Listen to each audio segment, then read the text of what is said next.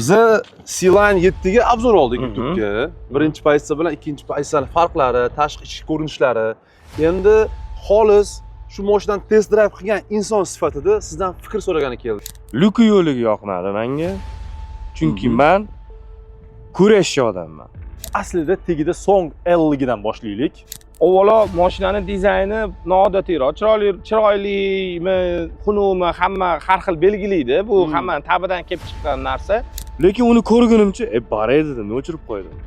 Men chalg'itadi shu narsa. Podveska masalasiga keladigan bo'lsak, juda ham yaxshi sozlangan podveska. Ko'chada kim ko'rsa, nima mashina ekanini so'radi. Disk dizayniga maza qildi. Lekin shu bilan birgalikda shu podveskaning tarangligi menga yoqadi. Agar puli sizga to'g'ri kelsa, o'ylamay oling, mashina zo'r ekan degan narsani aytdim. Katta rahmat. Vaqtingizni ajratmaganimga. Komfort bo'yicha hammasi yaxshi, faqatgina massaj yetishmaydi bu mashinada deb ochiq oydin ayta olaman. O'xshata olsan deganda Equinox hayolimga keldi. Nimaga? Spesialni qilib beradimi deyman. Siz zo'r gapirdingiz. Yaqin ukamga aytyapti. Kanti gapirdingiz sangiz. Men o'zim vahshiy bo'laman deyman.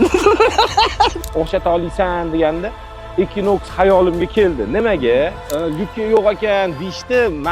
Menga lyuk kerak emas o'zi. Mana haqiqiy ekspertni fikrini eshitdinglar. Agar endi importni fikrini eshitasizlar. Nafaqat BYD mijozlari, balki raqobatchilar orasida ham ko'plab muhokamaga sabab bo'layotgan Silan 7 modeli haqida bugun gaplashamiz.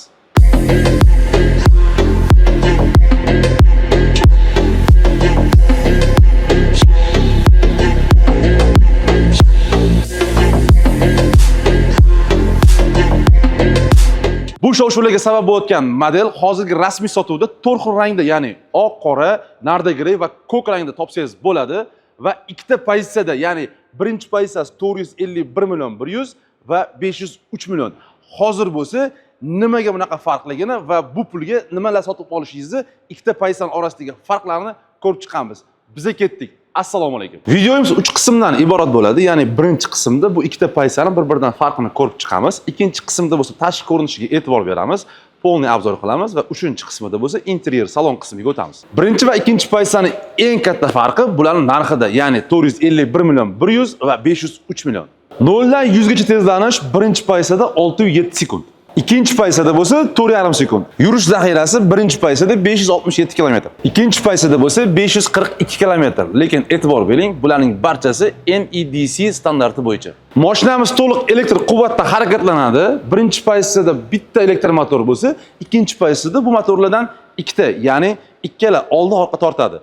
Birinchi pozitsiyamiz 230 kW bo'lsa, bu taxminan 312 ta ot kuchini bersa, ikkinchi pozitsiyamiz bo'lsa, naqd 390 kW. Bu degani 530 ta ot kuchi. Tasavvur qilasizlarmi, mashinalarning tegida 530 ta ot kuchi sizlarni harakatga keltiradi. Endi g'ildiraklarga o'tamiz. Birinchi pozitsiyamizda 19 dyumli diska, ikkinchi pozitsiyada bo'lsa 20 dyumli diskamiz sizni kutib oladi. Undan tashqari, birinchi pozitsiyada Continental shinalar bo'lsa, ikkinchi pozitsiyada Michelin Pilot Sport. Chunki mashinamiz juda ham tez, bo'yatganimizdek 0 dan 100 gacha 4,5 sekundda tezlashadi. Buning uchun bo'lsa, bizga sifatli shinalar kerak bo'ladi. Ko'pchilik e'tibor bermaydigan joyi bor. Birinchi pozitsiyamiz mashinamiz rear wheel drive, ya'ni orqa g'ildirak tortuvchi. Faqat ikkita orqa tortadi. Ikkinchi pozitsiyamizda bo'lsa, mashinamiz 4 ta g'ildiraklari yetaklovchi. Birinchi pozitsiyada men yoqtirgan head-up display proyeksiya yo'q. Ikkinchi pozitsiyada bo'lsa, katta qulay head-up display sizni kutib turibdi. Faqat ikkinchi pozitsiyadagina yukxonani oyoq yordamida ochishingiz mumkin. Va so'nggi farq, ichki salondagi barcha charm elementlariga sun'iy charm ishlatilgan bo'lsa, ikkinchi pozitsiyada bo'lsa, bu elementlarning barchasi sifatli nappa charm bilan qoplangan. Mana endi siz birinchi va ikkinchi pozitsiyalarning orasidagi farqni bilib oldingiz, ya'ni deyarli 50 million farqni nima uchun to'lashingiz kerakligi haqida tushunchaga egasiz. Biz bo'lsa videomizning ikkinchi qismi, ya'ni mashinamizni to'liq tashqi ko'rinishini, obzorini boshlaymiz. Undan keyin bo'lsa ichkari salonga o'tamiz. Kelinglar mashinaning tashqi ko'rinishi haqida gaplashamiz. Ya'ni o'lchamlariga keladigan bo'lsak, uzunligi 4830 mm, eni bo'lsa 1925 mm, balandligi bo'lsa 1620 metr, g'ildiraklar bazasi bo'lsa 2930 mm. Bu mashinaning o'lchamlarini men ko'rganimda va o'zini ko'rganimda, men o'zimni mashinam bilan solishtirdim. Champion Hybrid Song Plus'dan ancha kichkinadek tuyuldi, lekin mashinani ichki qismiga o'tganimda, ya'ni uni test drive bir hafta qilganimda bu fikrdan butunligicha yiroqlashdim. Undan tashqari bu mashinada biz yaqinda Choynak qopqog'i Sherzodkan bilan Toshkentdan Namanganga va yana qaytib Toshkentga Perival orqali sayohat qilganmiz, ya'ni test drive qilganmiz.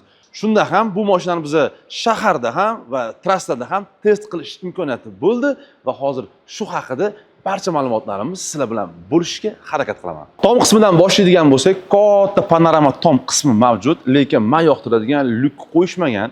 Nima uchun qo'yishmaganini bilsanglar, izohlarda yozib ketinglar. Lekin O'zbekiston iqlim sharoitiga moslab, yoz jaziramasida sizni saqlaydigan tom qismidagi panoramani parda bilan bemalol yopsanglar bo'ladi. Bu degani yozda qiynalmaysizlar. Aynan shu qismi meni juda ham e'tiborimni tortdi. Birinchi ko'rganda yoqtirdim. Mana shu ko'rib turganingizdek kuzov qismi kelyapti-da, orqa tarafi bo'rtib chiqqani boshqacha ishlangan. Oldidan orqaga kelgan sari bu qattalashib borgan. Bu boshqacha ko'rinish beradi. Ayniqsa orqadan qaraganda Silion 7 ni shaharda ko'rib qolsanglar, mana shu narsaga e'tibor beringlar. Boshqacha jozibali. Lekin aynan shu yechim balkim salonni keng qilishga yordam bergan bo'lishi ham mumkin, yoki-da buni aerodinamikasiga ham yordam berish uchun shunaqa dizayn tanlangan bo'lishi mumkin. Agar bilsanglar izohlarda yozib ketinglar. Yana menga yoqqan tarafi mana shu orqa tepa qismida, bagaj, ya'ni yukxona qismida antikrilo joylashgan bo'lib, aerodinamika uchun qoldirilgan joyi qaranglar. Ko'rinishi ham bor-ku, nozikkina ortiqcha detallasiz, bo'rttirishlarsiz, lekin ko'rinish jihatdan umuman boshqa jozibadorlik beradi. Orqa yoritish chiroqlarini ichki qismidagi tomchi ko'rinish shaklidagi gabaritlarni e'tibor bering. Sizlarga ham yoqyapti, to'g'rimi? Undan tashqari umumiy bitta bir-biriga qo'shilgan monoqosh orqa ko'rinishga umuman boshqa ko'rinish beradi. Undan tashqari qora rangida ham bu juda ham chiroyli ko'rinadi. Zaryadlash qismiga keladigan bo'lsak, GPT tizimi, ya'ni 150 kilovatgacha quvvat bera oladigan tez va 7 kilovatgacha quvvat bera oladigan sekin zaryadlash portiga ega. Bu old fari haqida bor-ku, men sizlarga gapirib bera olmayman, chunki so'z bilan buni sizlarga yetkazib bera olmayman. Buni живой ko'rish kerak. Mana shu ichkaridagi linzalarni bor-ku, ko'rsanglar, xuddi haqiqiy ko'zga o'xshaydi bo'rtib chiqishidan. Buni живой ko'rish kerak. C-line haydaganlardan so'rasanglar aytib beradi. Eshik ruchkalari surilib chiqadigan ko'rinishga ega, ko'rib turibsizlar. Faqat old eshiklaridagina beskuluchovoy dostupga ega, orqa eshiklarda bu narsa yo'q. Oldi bagajga keladigan bo'lsak, bu yerda motor yo'q. Bu yerda qo'shimcha yukxona bor. Ya'ni 58 litrli sizga qo'shimcha yukxona, ya'ni mayda-chuyda narsalarni, bo'lmaganda trenirovkaga borganingizda sportivniy sumkangizni joylashtirib qo'yish uchun. U yukxonangizda yuklaringiz ovoz chiqarmasligi uchun mana shunaqa zavoddan gilamcha ham berilgan.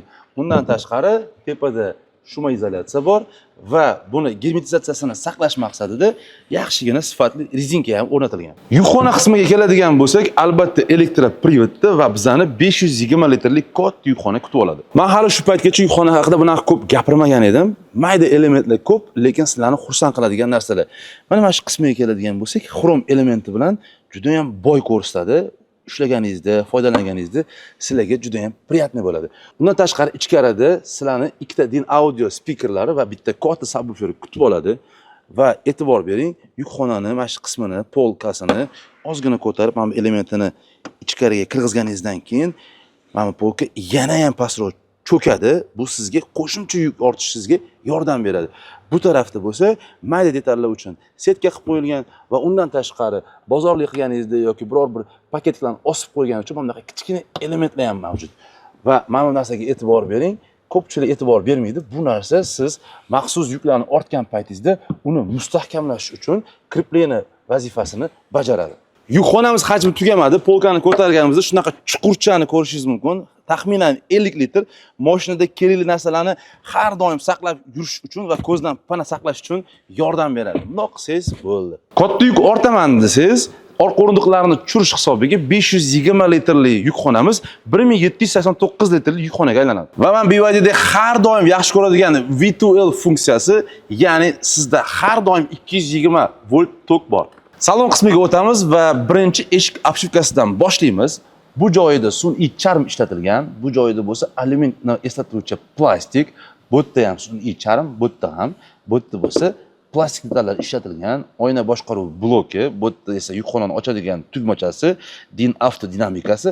Mana bu joyiga e'tibor beradigan bo'lsanglar, alkantara emas, lekin alkantara effektini beruvchi material ishlatilgan, juda ham yumshoq va mayin. Rul chambaraga o'tadigan bo'lsak, menga juda ham yoqdi. 4 ta qovurg'ali rul chambaragi. Eng asosiysi, mana bu joylarda ko'p hollarda plastik ishlatilardi. Bu yerda bo'lsa ham sun'iy charm ishlatilgan va mana BYD logotipi bo'rtib chiqqan boshqacha bir effekt beradi. Tugmalarga keladigan bo'lsak, hammasi juda ham yoqimli ishlatilishiga. Rul chambaragi bo'lsa, 4 ta yo'nalishda mexanik sozlanadi, old, orqa va tepa past. Haydovchi o'rindig'i 14 ta yo'nalishda elektrik sozlamalarga ega. Eng qiziqarlisi, agar bo'yingiz uzun bo'lsa, old o'rindiqqa o'zingiz bo'yingizga moslab to'g'rilab olsangiz bo'ladi. O'zimizdan tilda atamanka deydi-yu. Asosiy ekranga o'tadigan bo'lsak, 15.6 dyumli o'zimiz har doim o'rgangan BYDdagi ekran juda ham sifatli va tez matrisaga ega, qulay. Buni ko'p gapirib o'tirmayman, chunki buni hamma biladi deyarli. Menga eng asosiy yoqqan joyi, hali shu paytgacha BYDda bunchalik menga yoqmagan edi. Mana shu asosiy konsolni ko'radigan bo'lsak, juda ham boshqacha ishlangan. Sababi, mana tepadagi torpedkadan ichkariga kirganda va orqadagi podsvetkalari buni ruschasiga paryoshi deydi-yu, muallaq turgan effektini berib turadi. Живой ko'rsangiz, baribir boshqacha baho berib qo'yasiz. Markaziy konsolga keladigan bo'lsak, telefonni simsiz zaryadlaydigan 50 vattli quvvatlash porti mavjud, sovutish tizimi bilan faqat bittagina. Undan keyin bo'lsa, biz har doim o'rgangan o'sha o'zimizning Song Plus'dagi standartda boshqaruv tizimi bor. Bu yerda bo'lsa rekuperatsiyani sozlash tugmasi, bunda bo'lsa rejimlarga o'tkazsangiz bo'ladi, ovoz sozlamalari, start stop, parkovka va old orqaga va neytralga oladigan richag. Podstakanlik bo'lsa noodatiy ekan, shundoq qo'yasiz. Agar sizga bu yetarli bo'lmasa, shundoq bosib chuqurlashtirib qo'yasiz. Kerakli paytda shu tugma bilan uni qaytib ko'tarib olsangiz bo'ladi. Old o'rindiqlar ham sovitiladi, ham isitiladi. Ko'rib turganingizdek, juda ham noodatiy anatomiyaga ega. O'tirganda juda ham qulay. Menga rosa ham yoqdi. Charchaganingizni aniqlaydigan sensor bo'lsa, mashinani chalg'imasdan haydashingizga yordam beradi. Orqa eshik konsolida ham xuddi oldi eshikdagi takrorlangan, ya'ni tepasida sun'iy charm, plastik detal, sun'iy charm, bu ham sun'iy charm, bu esa plastik. Amatda bo'lsa yumshoq alkantaraga o'xshaydigan material, nomini bilmadim, biz yozib ketaylik. Orqa yo'lovchilar uchun orqadagi bo'shliq juda ham keng, ko'rib turganingizdek, bemalol joylashib ketsa bo'ladi. Biz Namanganga ketganda ham orqada o'tirib bemalol harakatlandik. Undan tashqari e'tibor bersanglar, oldi o'rindiqdagi orqa qismi ham charm bilan qoplangan, ko'rinishini ham boshqacha baribir effekt beradi. Arzon materiallar ishlatilmagan. Undan tashqari o'rtadagi bar konsolini ochadigan bo'lsak, xuddi shunaqa ko'rinishdagi podstakanlik bor. Kerak bo'lsa, hamnaqa joyda kerakli narsalaringizni saqlab qo'ysangiz ham bo'ladi. Orqa o'rindiqlar ikkita rejimda isitish funksiyasiga ega va undan tashqari USB va Type-C quvvatlash portini bekitib qo'ysangiz ham bo'ladi. Mashinaning hamma funksiyalarini sizga birma-bir sanab beraman desam, 1 soat ham vaqt yetmas ekan. O'shaning uchun 1000 marta eshitgandan ko'ra 1 marta ko'rgan yaxshi. BYD avtozon salonlariga kelib, mashinani haqiqatan ko'rib, kerak bo'lsa test drive qilishni sizlarga maslahat beraman. Agar shunaqa niyatinglar bo'lsa, mana shu videoni opsiyasida silka qoldiraman. O'sha yerga o'tib, oldindan ro'yxatdan o'tib, kelib mashinani haqiqatan test drive qilib, agar sizlarga yoqqan bo'lsa, rasmiylashtirib xarid qilsangiz bo'ladi. Aka, bormi, ayamang. Haydash kerak. Bu videoga bo'lsa, o'z izohlaringizni yozib, like bosish esdan chiqmasin. Assalomu alaykum, Bestika. Assalomu alaykum. Biza C-Line 7 ga obzor oldik YouTube'ga. Birinchi pozitsiya bilan ikkinchi pozitsiyaning farqlari, tashqi ichki ko'rinishlari. Endi xolis shu mashinani test drive qilgan inson sifatida sizdan fikr so'ragani keldik. Nima afzalligi bor, nima kamchiligi bor? Buni siz test drive qilganda bir so'm pul olmadingiz reklamaga, xolis haydab ko'rdingiz. Adashmasam, adezlarga ham obzor qildik, endi joylaymiz. Endi joylaysiz. Qarang, avvalo mashinani dizayni noodatiyroq, chiroylimi, xunukmi, hamma har xil belgilaydi. Bu hammaning tabidan kelib chiqqan narsa. Lekin ko'chada kim ko'rsa, nima mashina ekanini so'radi. Qani, namchi chiroyli, nima bu degan odzivlar bo'ldi. Ikkiga men aytgan, ularga aytgan gapimni agar ular YouTube'da ko'rib qolsa tasdiqlashligi mumkin. Agar puli sizga to'g'ri kelsa, o'ylamay oling, mashina zo'r ekan degan narsani aytdim. Xo'p, mashinani menga bergan paytinglar mani aybim, balonini 3/1 edi. Davlenasi balonni bosimi 3/1 edi. O'shani men to'g'rilab olmadim. Hatto 2.7 qilib olganimda buni asl basharasini ko'rardim, lekin nisbatan biza yumshoq, qattiq deyishimiz mumkin, lekin nimadirga solishtirganimiz yaxshi. Keling, mana shuni BYDni o'zi so'ngga solishtiraylik. So'ng chempionni. Undan ancha yumshoq. O'zim chempion haydayman, sezdim shu narsani. Undan ancha yumshoqligini bildim va avtomobil biz chempion haydaysiz-ku, kengligini sezdingizmi? Bu kengroq ekan. Bu keng. Tashqi ko'rinishdan borku, bir boshida kelib ko'rganimda past, sportivniy mashina ko'rindi-da. Yoshli bo'lib ekan-da, desam, yo'q, ichkariga o'tirgandan keyin mana o'rindiq borku, haqiqatan keng ekan. Xo'p, endi mubolag'a bo'lsa ham, men kallamda O'zbekistonda qaysi o'zbeklar yaxshi ko'radigan mashinani qaysi biriga o'xshata olasan deganda, Equinox xayolimga keldi. Nimaga? Siz mana Equinox yaxshi bilasiz. Полный привод. Kengligi o'xshaydi. Equinox ham rostdan ham chiroyli mashina. Bekordan bekor o'zbekistonliklar bu mashinani uzoq muddat qimmat bo'lsa ham yaxshi ko'rib olmadi-da.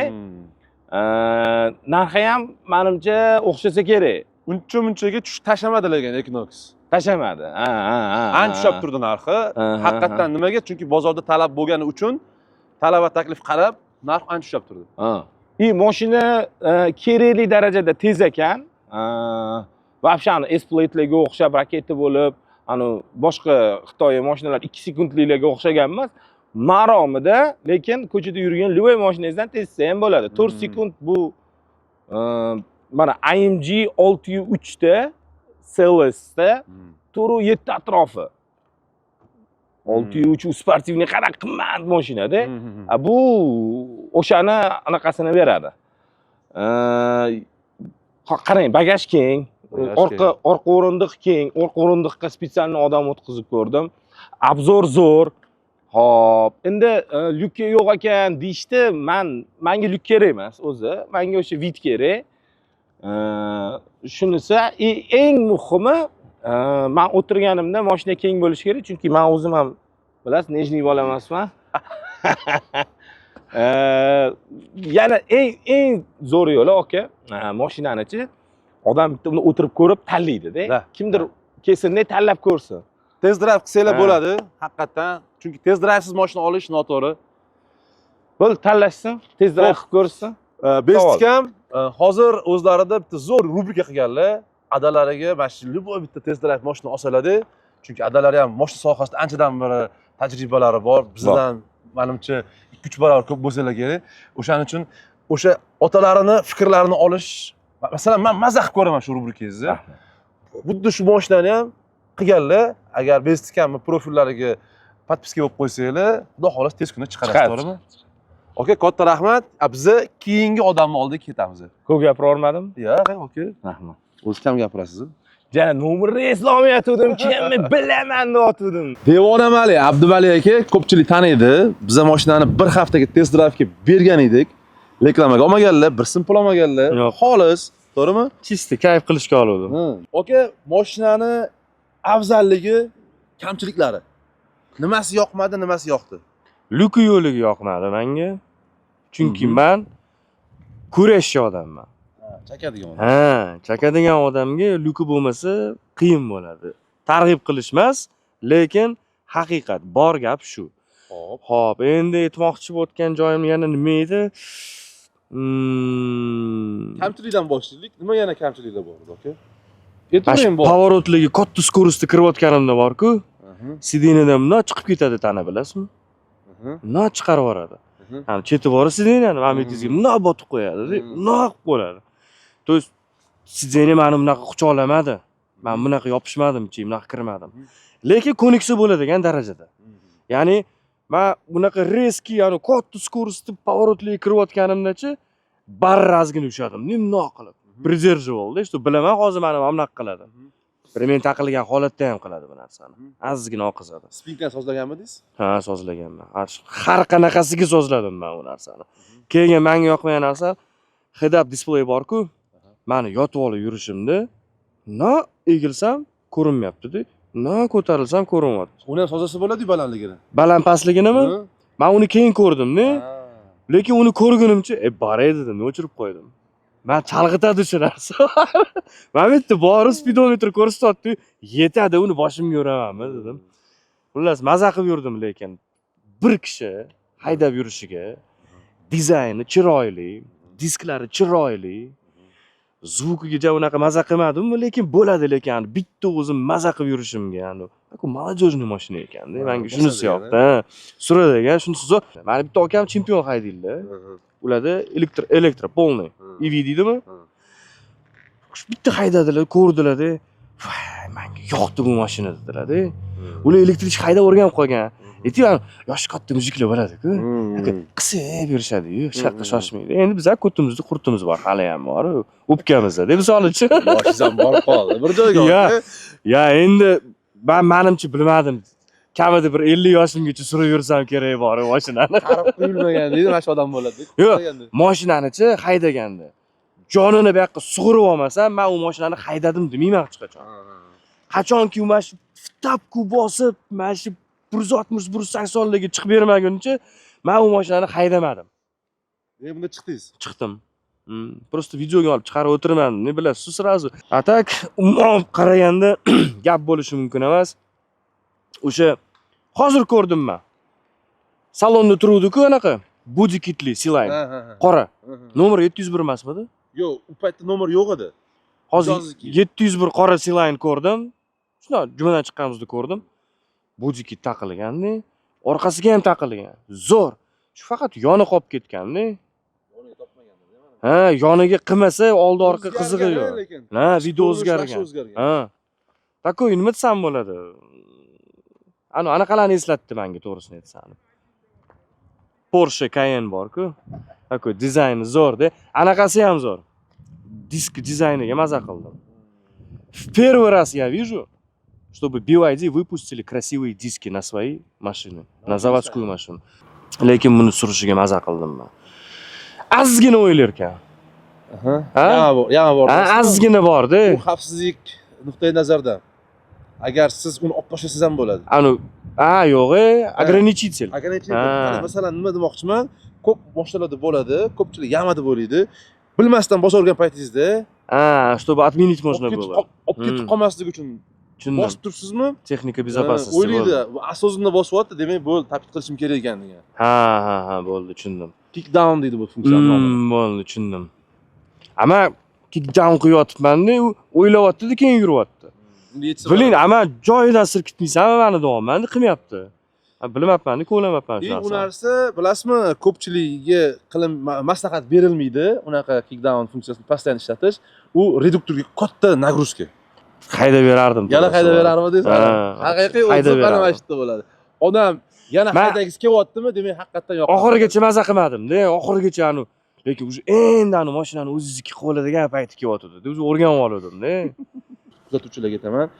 Uzoq muddatli test drive haqiqiy mashina saniki emasmi? Ha, o'sha narsani ochib berar ekan. 4 kilometr, 5 kilometr haydaganda ham his qilishga ulgurmaysizlar.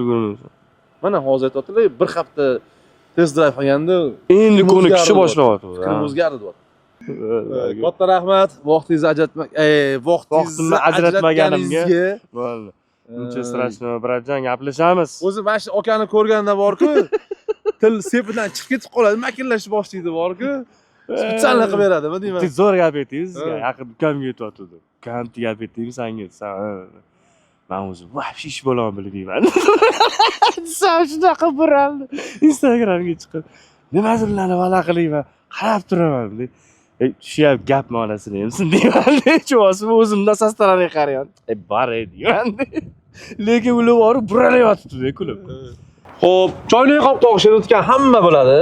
Bu mashinani bir hafta test drive'da haydab ko'rdilar va undan tashqari ikkalamizni Namangandagi festivalga shu mashinada borib qaytib ham keldi. Ya'ni shaharda ham test qildilar, trassada ham test qildilar. Oka, endi bizga sizni taassurotlaringiz, fikringiz muhim. Afzalligi, kamchiligi. Давайте bundoq qilamiz. Qarang, avtomobil aslida tegida Song L ligidan boshlaylik. Ya'ni bizada C-Line 7 deb sotilayotgan avtomobillar kuzovida tashqi ko'rinishi o'zgartirilgan, lekin shassi va baza umumiy hisobda Song L juda ham yaxshi, chunki Song L O'zbekistonda menimcha juda ham mashhur bo'ldi va hozir bu mashina ham ancha o'zini muxlislariga ega, o'zini xaridorlariga ega. Podveska masalasiga keladigan bo'lsak, yaxshi, juda ham yaxshi sozlangan podveska. Umumiy hisobda podveska tarang, ya'ni nima desa bo'ladi, so'nggi asosiy modellari kabi plus chempionlar kabi yumshoq mashina emas, lekin shu bilan birgalikda shu podveskani tarangligi menga yoqadi. Bu narsani men kuzatib boradigan muxlislar yaxshi bilishadi. Menga tarang, yo'l yaxshi ushlaydigan podveska yoqadi. Nimaga bu mashinada bunaqa? O'zim tushuntirib o'tib ketaman. Sababi polniy privoddagi avtomobil, tezlik katta, dinamika katta, yumshoq podveska bu mashinani yo'lda eplab bera olmaydi, chunki manyovrlarda mashina og'ishi va yo'l qoplami bilan ballonlarning orasidagi spleniani, ya'ni bir-birini ushlashi yo'qotib qo'yadi. Yo'l bilan kontaktni yo'qotib qo'yadi mashina agar yumshoq podveska bo'ladigan bo'lsa. Shuning uchun bu mashinani dinamik ko'rsatkichlari uchun uni podveskasi juda ham yaxshi sozlangan deb ayta olaman. Dinamik ko'rsatkichlari juda ham zo'r.